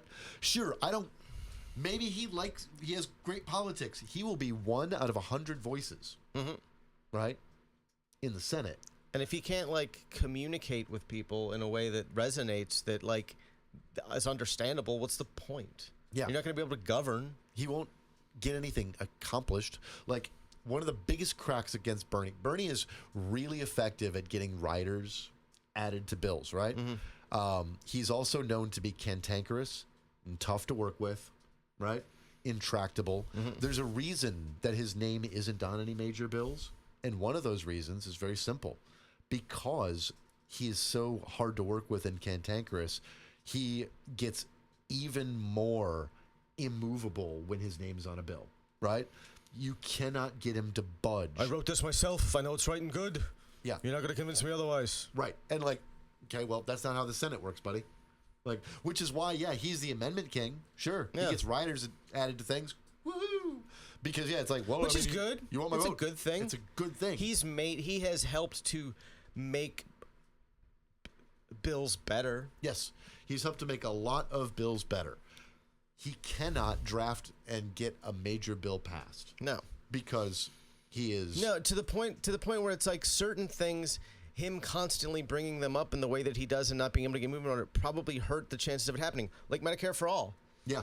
Like him being the guy who's screaming about it every year when nobody takes him seriously as a legislator means that the idea isn't taken as seriously as it could or should be. Right. And, like, the thing about it is, you will let the perfect be the enemy of the good every time. Like, remember Pete Buttigieg? Buttigieg. Pete. Buttigieg. Pete. Now, I know he got a lot of shit from progressives for his Medicare for all who want it policy, right? But it was a public option. That's what he was pitching. He was pitching an optional. Yeah, and I Medicare. think it would have been an option a lot of people would have taken, which would have kept costs down. Yes. And the thing about it is that, I'll say it, the thing I liked about that over Bernie's plan is it was going to be much less disruptive to 1/6 of our economy than Bernie's plan was. Yeah. Right? We don't know what will happen. And it's a foundation you build upon. Yes. You say, okay, we have this in place. This isn't working as efficiently as it could. What can we do to make it better? Yeah. And then you make it better. And you start regulating, you start adding benefits to a public option, right? And keeping it efficient and inexpensive. Have a public option. You craft a public option where vision and dental are covered. That right there means it's more appealing than nearly every single private health plan on the market. Yep, and it's cheaper. It's cheaper. And so the other insurance companies will have to start competing against that or closing up shop, and then we readjust pricing and premium scales because the insurance industry can't compete against A subsidized federal plan. right. And You would end up in a situation over the course of a decade or two where essentially everybody was just using a public option. yeah, And then you would have businesses saying, "Hey, we can stop paying for these expensive benefits plans. What if we take a half of what we were going to pay in benefits and just bump up wages a little bit? Or hire more people. Or hire more people because everybody's on a public option. yeah. We don't have to cover that cost." You would start seeing probably chambers of commerce being like, Yeah, it's that's- just like, it would be no different than like when you get a job at fucking Walmart, they teach you how to sign up for Medicaid exactly. and SNAP. Here's the thing about it. Like, did I, at the end of the day, did I think that Bernie's plan was a great end goal? Sure, I did. I thought it was a great end result of a bill. Yeah. What I didn't like was 6 million people out of work because of it. And Because nobody had an answer for that. Not a single Bernie stand ever had an answer to me. And Bernie didn't. For the 6 million people who work in the private health insurance industry that were going to be put out of work. Yeah. Right? Like, and there was no replacement for that. And in order for the Medicare for All plan that he had to work, it had to be less expensive. Right. Right? And more efficient. So you couldn't just bring all those people over. But this idea that like, if we can't get there in one step, we should never get there in 4 or 5 steps. Like, what are you talking about? You look at so many missed opportunities. There are so many things we could have started doing 15 years ago that we would be there now if we in a much better place if taken we had those steps. just allowed the idea that it's like, well, maybe you take what you can get sometimes. Yeah. Rather than get nothing. Why are you so keen on getting fucking nothing? It starts to feel like the entire plan is to deny people things to the point that they become desperate enough to start overthrowing shit. Yeah. And that makes you no better than a guy like Trump who is withholding SNAP funding because he thinks it's politically advantageous to him. If you're willing to let the system, others, the populace, the poor, whatever, suffer until things accelerate and you get what you want, you are no better than the GOP. If you genuinely better at all. If you genuinely believe that the system is inevitably destined to collapse no matter what, then the whole goal should be to make that collapse as painless as possible, so as few people as possible are harmed by the collapse itself. Yeah, but here's the thing. Try to create a soft landing. If you know capitalism is going to fucking collapse, try to make that as painless as possible for as many people as possible, because you will end up with better outcomes on the other side. Here's the thing. I'm going to say the most offensive thing I can say about the left right now, because I know they're going to fucking hate me for this if they ever hear it. Okay. The tell. You just gave away the tell. Okay? That is, every single time you talk about incrementalism or what markets can do as a benefit, or like utilizing, like social safety nets and welfare capitalism and any of that, right? They will always tell you that those are ways of pacifying the system, delaying the inevitable, right?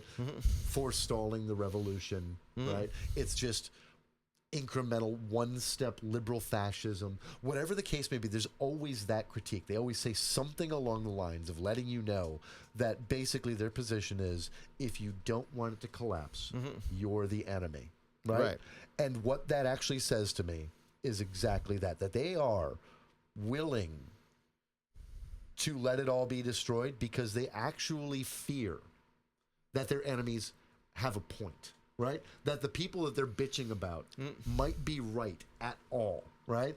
That Democrats, for all of their many, many flaws, right? And neoliberals, for all their many flaws, have also maybe, I don't know, achieved a few things in our system, in our society, right? And sometimes get the econ right. Like, they cannot... Even if accidentally. Yeah. They can't admit that. The left can't admit that about it, right? They can't admit it about the Democrats, about the center, about our system at all, writ large. Because if they admit that sometimes you can solve the problem by, like, expanding the social safety net a little bit, and then people like that policy, and then you expand it, right? You're admitting that it won't happen through a communist revolution. Right. You're admitting that it won't be full-on, all workers own all means of production socialism in their lifetime, right? You're just admitting that it will be more equity and a better system. But if it's better and people like it, that will be bad for their ideological program. You are nothing but religious zealots. And here's the thing. If you go out of your way to make the average worker's life under late-stage capitalism as comfortable and stress-free as possible, and they still see themselves as having discomfort and stress, despite all of the efforts made to alleviate that, it makes them less likely to continue to support the system. Right. And like, they'll say, it's like, oh, no, if this were going to solve all my problems, it would have done it by now. Right. But it's not. That must be a problem with the system. yeah, I want to wither this system on the vine, right? Like, by... Wasn't that the whole point? Yeah, creating fewer and fewer spaces where capitalism has dominance and power, where we need it, right? Fewer spaces where it's necessary for the function of our society, right? Like, and healthcare is the biggest space. And it's the most obvious. And it's the most obvious. And it's the one that I got to say is the hardest to tackle, only because the Medicare for all people and the capitalists, both ends, neither want an incremental change, right? Yeah. Neither side of the equation want an incremental change to it, because both of them know that that would lead to a system that neither one of them wants, right? Because it'll take years for it to be socialism, right, over here. But it'll also mean that eventually we're going to get a socialized healthcare system over here. Yeah. That's it. And I hate that the fucking evangelicals and the capitalists and the fucking, like, communists are all arguing in favor of the same thing from opposite sides of it. Well, I hate them part for of the it. problem is it's that so many of our, especially younger, really, really aggressive leftists in the United States, particularly online, grew up evangelicals. Right. And they are still looking at it as a religious and not an economic movement. Yeah. They are still viewing things through the lens of, like, the rapture, the end times, total collapse. God. And they have just changed a couple of letters around, and we went from rapture to revolution, and they call themselves leftists, when they don't actually have much in the way of, like, an ideology other than capitalism bad. And it takes more than capitalism bad, because here's the thing. You need coalitions. I know. You need allies. And this is an uncomfortable thing for people to hear. There are a lot of white leftists in the United States, and I've said this before, who would be totally okay with every marginalized group being eliminated if it meant they got to just be class reductionists then. Yeah. They basically want the same thing Stephen Miller wants. A nation of 100 million white people. They'd get their revolution then. And you know, If you had a nation of just 100 million white people and most of them were still poor and struggling, it wouldn't be that hard to like foment some violence against the state. And you know that's what's what they want more than crazy anything is else. You see the same nonsense in, like, you do not see that nonsense in communities of color, but you do see it in middle class, academically educated activists of color, right? Like, again, because there's a weird class privilege thing, right? As soon as you have some class privilege and you are in that, like, I read too much theory, right? You'll get Latinx or Latino or black, very academic activists also make really dumb accelerationist, burn it all down intersectional arguments. And I can understand that even more coming from someone who's part of a marginalized group, because it's not like things don't already suck a lot. Yes, but what it's amazing, But it's still counterproductive. It's counterproductive. I understand yes. the impulse more, Right, but it's counterproductive. but it's why are we always why are all of the most energetic activist spaces filled with people who are doing nothing but counterproductive battles, right? Instead of trying to build coalitions and find ways of getting the middle onto your team, right?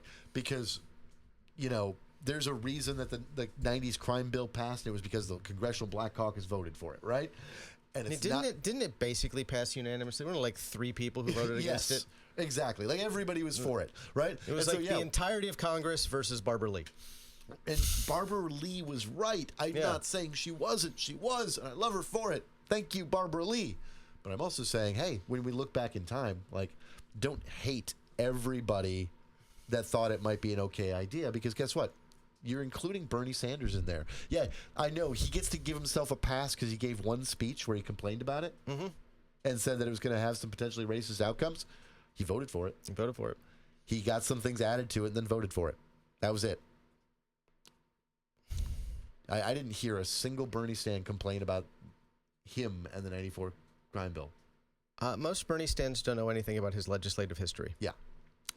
And that's the bottom line, is we are not focusing our energy on coalition building, getting specific targeted programs passed and done. All of our energy is everywhere. We are infighting on the left all the fucking time, and I'm fucking sick of it. I'm so goddamn sick of it. Because again, like, in our real world life, right? Our politics are not identical, but they're more extreme than the average, right? And then we got guys like Robbie, and we got guys like Sam, right? And we agree most of the time. We agree most of the time. And yet, if they were to say their opinion in any of the fucking activist spaces that I know of that I could point them to, right? Like, they'd be run out of the room because they're too neoliberal, or You're they're a fucking too limb. centrist, so you fucking, right? And it's like, these guys agree with you. On almost everything. Like, yeah. And sometimes it's like they disagree with you by a matter of degrees. Right. It's like, oh, maybe we don't go that far. Maybe we only go half as far. Maybe we only like. Yeah, and they're people who aren't as convinced that, like, overthrowing capitalism is going to work. Right. Which, and guess what? I'm not thoroughly convinced that overthrowing capitalism is going to work. not unless you have a good replacement ready Right. to go. Like, and there's no attempt at building that infrastructure for what happens afterwards. Like the fact that, like, it is inevitable that capitalism is going to collapse at some point. Sure. Under its own weight. The fact that we all know this, and we're not doing anything to really plan for it when it happens. We don't know when it's going to happen. We don't know how long it's going to be. It could be. Fuck. We could look at the news after we're done recording, because this has happened before, right? And be shocked to find out what happens. Like, oh God, everything collapsed. Yeah. Or it could be 10 years, 20 years, 15 years, 30 years. We don't know. It could be 300 years. Yeah. Like, let's be real. Like, it could limp along for a long. Capitalism is shockingly good at innovating ways to stay relevant. Yes, and also consolidating power, right? And as we can see, all of our corporate fucking CEO tech bro overlords are building private armies and surrounding themselves with Navy SEALs and building bunkers. If capitalism had not innovated financial services into being a commodity, it would have collapsed decades ago. Yep. But it did. And here we are. And it created more, and it managed to create more asshole billionaires than have ever existed on the face of the planet in the process. Yep. But now these asshole billionaires are going to try to run their own little mini governments, right? Like, when I say that capitalism could limp along for another couple of centuries, I'm like, hey, look, have you ever played a cyberpunk game, right? Yeah. Like, did you ever read Altered Carbon or watch the show, right? Like, these assholes could continue to maintain power. For a long time. For a long time. As long as we allow it, which is our problem. That's our fault. We, the people, are giving too much consent to the governing, right? Mm-hmm. And not doing enough to get a consensus on what we do consent to. And why does it seem like so many of y'all trust corporations more than governments? Right. I don't honestly think you should particularly trust either. No. But of the two, if you were going to trust one more than the other, I actually trust government more than I trust corporations, except for law enforcement and spying. Right? Those two things. Why would you trust profit-seeking corporations more? Yeah. Profit-seeking corporations whose only responsibility is maximizing shareholder value. Why would you trust them more? Yeah. Than the government? Because maximizing shareholder value rarely aligns with public good. When it comes to policing, intelligence, and military actions, I trust no one, public or private. No one. I still think I trust corporations less. Yes. I don't trust the government. Right. But I trust corporations even less. Yes. When it comes to everything else the government does versus corporations, I trust the government far more, right? Because most of the government, except for our military and policing apparatuses, right, are just rank and file experts who don't care about the politics, right, trying to do a thing like make sure that we have clean air and clean water. Corporations not going to do that. No. They have no motivation other than they went to college for thing, they care about thing. That's it. They take pay cuts. Yeah. To do this in government. They make less money in government than they could make in the private sector by a lot. Yeah. And they do it because they're passionate about, like, the idea. And that's most government workers. Yeah, it's not politicians necessarily, but it's most government workers. Politicians suck. Law enforcement agencies suck. Politicians also is like, you get the opportunity to fire your politicians every 2 to 4 years. Yeah. Every election is a performance review. Fuck. To be honest, every election is a revolution. We overthrow our government every 2 to 4 years. Yeah, kick them all out. It's just we overthrow it to the degree in which we're willing to do. Right. Right. We are willing to do, and that's the. If we got the consent, I'm tired of the doomerism and the they'll never let yous, right? Like, of course, the powers that be, the capitalist system, the people with power and money and wealth and in charge of the government, of course, would never just give us a world that throws them all away. No. Right? They would never just be like, yeah, go ahead, get rid of us, right? They would never do that. They can't stop us from throwing them away, though. Right. We stop us from throwing them away. Because we give up. Yeah. And we assume we can't. And we infight, and we don't convince our neighbors, and we don't educate the population. That is bitch baby behavior. Yeah. Stop. But it is we the people. Like, I am so sick of nothing but top-down views of politics and all politics is local. Yeah. Like vote. Go badger your city council. Go to a city council meeting and yell at them about something you believe passionately about your city or your town. We are not... Yell at your mayor. Like... Run for mayor. Like, it's... Political power is a pincher, okay? It is top down and bottom up, right? And the real change comes from the bottom up. Real change comes from the bottom up. Like, movements and talking points come from the top, right? And those two things create pressure towards the middle, okay? But this part cannot defeat this part. It cannot. This bottom claw is a lot bigger. Right. Like, and so, exponentially bigger. Yeah. What it can do is control the narrative. Mm-hmm. And we allow it to. Fuck, go out and start a podcast. Let's have 1 million more fucking leftist fucking podcasters talking about their opinions every day until there's fucking 300 million fucking people listening to podcasts every goddamn week. Yeah, and I think that there should be collaboration amongst podcasts. Yeah. Like I think that, you know, if you have, maybe you don't agree on everything, maybe you disagree in interesting ways, even though you're both on the same side, Right. but you come together in a way that's constructive, not destructive, and you don't just yell at each other about it. But I'm just sick of all the fucking fighting on our side because it's dumb. It's performatively dumb. And it really just reeks of venial selfishness to me.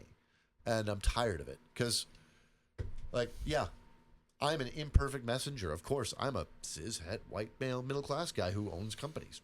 Right? Sure. I'm all the bad things, guys. I'll admit it.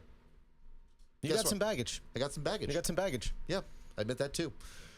But I want to fucking achieve a few things here. Do you? I don't know. I look around. I go, Jesus Christ! I don't know what you want to accomplish. And yeah, I know you're sick and tired of being like lectured to by people like me about how you should, you know, do better. But guess what? Stop doing poorly. Stop doing poorly. Like if I want to join team center right capitalist and like live my life that way, my life would be infinitely easier. Like my mind would be less fucking focused on how terrible the world is, right? And I could make more money by probably trying to appeal to like more right-wing grifters, and I'd get more fucking investors for side businesses if I started turning into a righty, right? Like I could do all that. We watch it happen all the time. Yeah. My life would be fucking easier in some ways if I just gave up on giving a shit about left of center politics, right? But I can't because I care about this shit. So, I don't know. That's all I got to say about it. I want to fix these problems and I want to see the fighting stop. I feel like we've accomplished something here today. Excellent. I feel better. It's catharsis mostly. Do we do this mostly for our own catharsis? I think so, really. I think this is purely a matter of a desperate attempt to maintain the most minuscule shreds of mental health. Yeah, that's fair. Speaking of which, we need therapy. So what you should do is give us all your money. All of your money. All of your money. Therapy's not cheap. No. So give us all your money so we can afford therapy. Hey, we're both crashing out lately. Let's be honest here. Yeah. We're both crashing out lately in different ways. Very different ways. But it's true. Yeah, it is. It's true. Yeah. All right. I would like to stop. I'd like to stop. I'd like it to not be just a reactionary thing that happens. Like, it feels like it's happening to me, not from me. Right. I'm tired of that. I'd like it to stop. That is fair. All right. Well, give us all your goddamn money. Please? Please. Thank you. Thank you.